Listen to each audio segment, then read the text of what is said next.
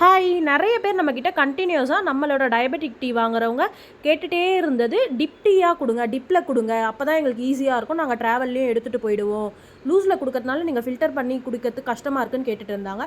அவங்களுக்காகவே இப்போ நம்மளோட பாரம்பரிய ஃபுட்ஸில் செம்பருத்தி பூ டிப் டீ, கொய்யா இலை டிப் டீ, ஆவாரம் பூ 3 டிப் டீ லான்ச் பண்ணியிருக்கோங்க.